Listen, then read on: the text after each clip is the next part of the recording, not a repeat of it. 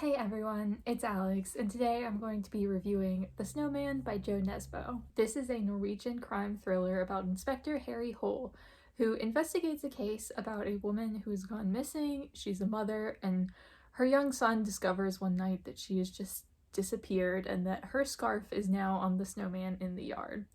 And he discovers a link between this missing woman and other women who have gone missing over the years in Norway. The rest of the book is just him investigating this case, which I don't want to go into too much detail. I never do in thrillers, even like crime thrillers, because it's just like the entire point of the story, but that is the premise and everything kind of devolves from there. I gave this book 2 stars. This was my first Nesbø book, and with that, my first book in the Harry Hole series. This is book 7, so that may have impacted my enjoyment some, but pretty much everyone in the reviews of these books kind of implied that not only like can you start wherever you want in the series, but that it's actually better to start later in the series, because it appears the first 2 books do not have the best ratings or reviews. So I kind of picked this one up at random, but not having read any other book and starting at 7 is always kind of a caveat in series, even when you can read them as standalones.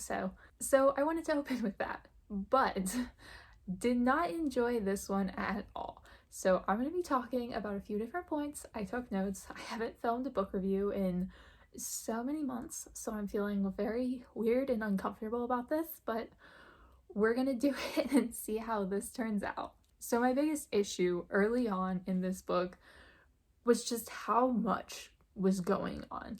There were different time periods that this was set in. It cut back to the past at various points. It cut to the main character's past. It cut to different characters in the present. And it was one of those things where there was so much going on, and I wasn't familiar with any of these people before, that like I couldn't figure out who was the main characters, who mattered to the story, like who was kind of a one-off that we were just checking in on for some random information, and who was someone that was recurring or very important to the story. So that was a really big struggle for me, because it really did feel like just parsing through a bunch of random information trying to figure out like what mattered and what didn't so much. And I do think this being my first book in the series maybe impacted that a fair amount, just because if you'd read the previous 6 books, I think there's a very good likelihood that you already know who's important, who matters. You know who the cops are, like even like by name. Harry, you know a lot more about his past, and it probably does just flow a lot easier. But I still think like there was so much. And even later on in the book, like once I'd kind of gotten my grips on like who was who and who mattered and kind of like who was around, there were still some characters toward the end where I was like, I don't know if I'm supposed to recognize this person or not. And even beyond that, the mystery aspect was so much. It felt like there was less investigating in this book, as it was just like throwing everything at the wall and seeing what stuck. Like they tried everything. They must have arrested more than half a dozen people for this murder, and it was just like getting to the point where it was kind of ridiculous. Like there was just so much, and at a point in thrillers, most of the thrillers I read, they do get to a point where they start kind of winding things down.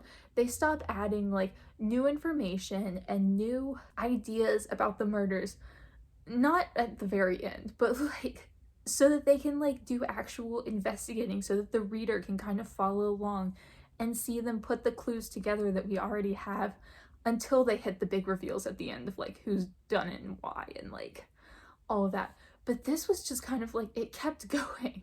Like it just kept adding more and more, and it just felt so absurdly overblown. Like this book was way too much. Like it's a 500-page book, and to be honest, it could have been pared down a lot. Just like there was so much excess that made it really hard to get through and really unpleasant to read. And it made the actual investigation part of the story really unpleasant. And with all of that, with all of the information and all of the excess and all of just like the too much vibe that this book had, it was way too long. Like I lost interest so much in this. There were so many sections where I just didn't care. And with everything in the investigation, I really couldn't have cared less about anything that was happening. By the time they'd arrested like the fourth person who was involved, I was like, we've still got 150 pages to go. This is clearly not the bad guy, you know? We're not there yet. And it's just like, all they do is arrest people, and it's like, well, okay, they've been arrested.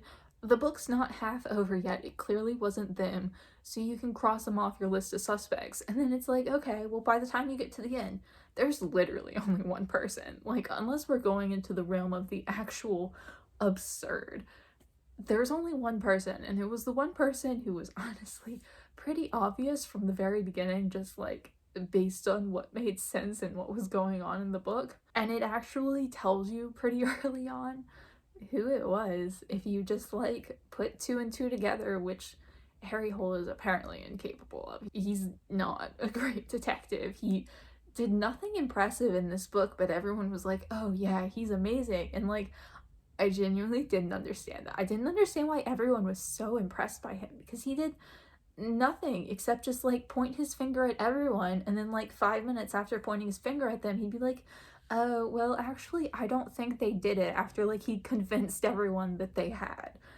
It was so like strange, and like it kept happening. Like if it happened once or twice, like maybe sure, but like when it's the fourth or fifth time they have a person in custody based on his opinion and what he's talking them into doing, and then he's like, well, actually, guys, I think it was someone else. And they're like, what the actual crap, my dude? Which is kind of valid, because he doesn't tell anyone anything.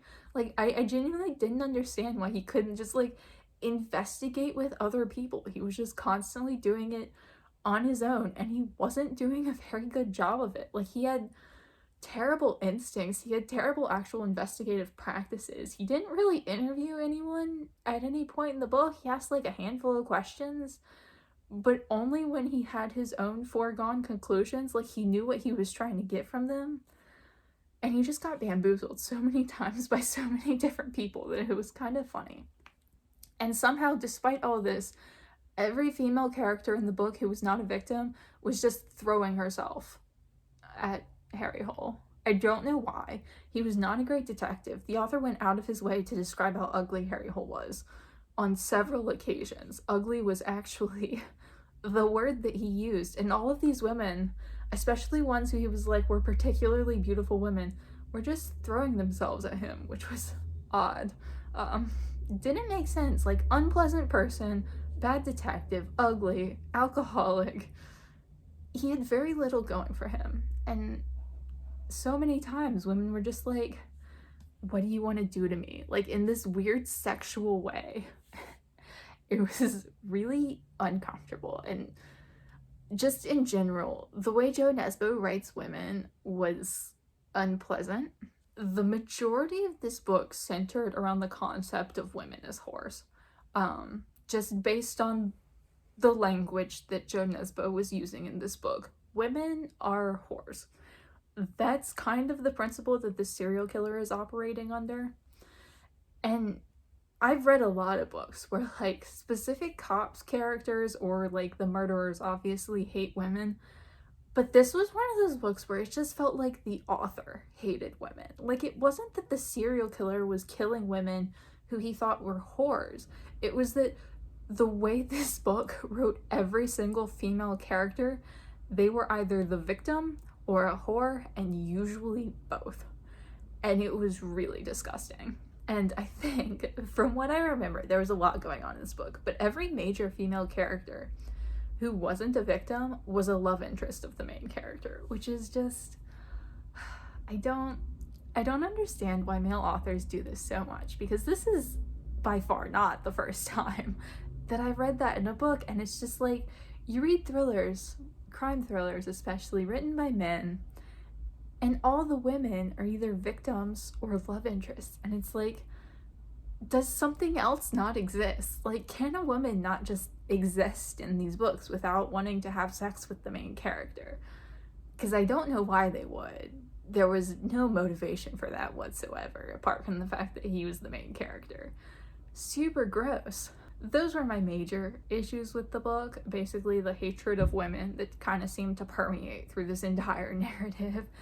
and also just like the absolute excess, just beyond. But some other things, this is a translated book, and I don't know if it's because of the translation or if it was the word choice of the author, but there were some very awkwardly written scenes, especially sex scenes.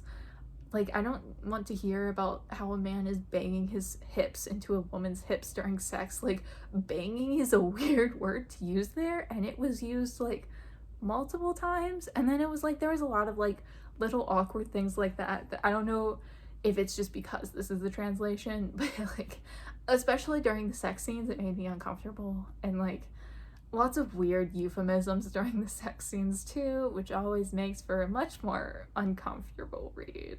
And then there were some weird artsy bits thrown into this book that happened like occasionally. Like, it's a very like down-to-earth book, like down-to-earth writing style, and then occasionally the main character would just like ruminate on the taste of darkness, and I was like, this doesn't really fit in with the rest of the book. Like, I like artsy books, you know, I like artsy things, I'm totally down with that.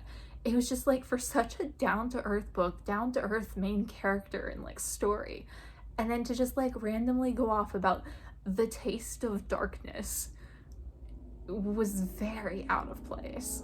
And then like some minor things, women were also written as like emotionally unstable. In addition to being whores and victims, they also got to be emotionally unstable, but only if they were already a whore or a victim.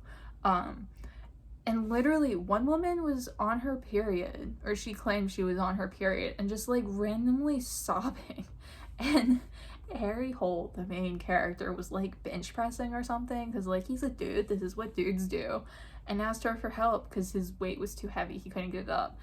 And she was just like hysterically sobbing. She was like, you can go die, and then left because she was on her period. And this is what women who are PMSing do. They're just emotionally unstable. We hate women here, apparently.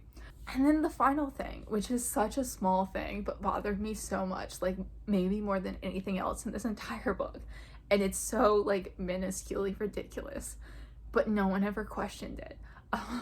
Early on, this guy walks up to Harry Hole's apartment, knocks on the door, and is like, hey, I was working on like your neighbor's apartment, they had a bunch of mold, which probably means you have a bunch of mold too. And Harry Hole was like, that's not good. And the dude was like, yeah, like your apartment insurance will cover it, so you don't have to pay anything, just give me your key and I'll like work on the apartment when you're not here. And Harry Hole was like, sounds great, my dude. Gives him the key, doesn't check with the neighbor, doesn't check that this dude is legit, doesn't check anything, just like gives him his key and full access to the apartment, and all he knows is his name, and like at one point he's not even certain he got the name right, and I'm like, what? Like, I genuinely, like, no one ever questioned that throughout the entire book. Like, everyone was just like, yeah, okay, that's what's happening, and I'm like, you're a cop. Like, I don't know how it is in Norway, but like, you're not even gonna check that this dude is actually like a mold guy. I don't know what his title was, some kind of maintenance, whatever, but like, you're not gonna look into him, you're not gonna talk to your neighbor, like, you're not gonna do anything except give him a spare key to your apartment. Like, that hurt my soul. Like, I just, such a small thing. I mean, not really a small thing, but like, how bad of a cop do you have to be to like not even check out the people who you're giving literal keys to your apartment and access to like your life? This was not a good book. If you enjoyed this, I'm very glad for you, because I can see like if you like a more excessive book, I don't know, this kind of like threw everything at the wall, and I can see how there would be a reader for that. But just between that and the absolute hatred of women that this book exuded, not a fan. I was kind of interested in seeing if my experience with his first book would be better, just because like the way that the characters were introduced, like everyone was introduced fine, but there was just so much going on that it took me a long time to get used to the characters who were actually important to the story. I was curious about the first book, but after reading reviews, I've heard that the first two books are not great, and later books in the series are better. And if this is their definition of better, I'm not really interested in more of Joe Nesbø's books, so probably won't read any more. This was an experience. I liked some of the drama in it. Some of the drama was fun. I like a good mystery. This was not great, but like, I've read worse. It was kind of a quick read for how long it was, and I skimmed parts of it just because, like, especially the stuff that was just like clearly not important to the story, I got through it pretty fast. I wouldn't recommend it, but I don't think it's the worst thing in the world. And like, to be honest, if it hadn't been so blatantly sexist, just absurdly so throughout the entire book, I wouldn't say don't read it, but like, just for that, it was really unpleasant, so wouldn't recommend. Let me know down below if you've read The Snowman and what you thought of it if you have, and as always, thank you so much for watching, and I will see y'all again soon.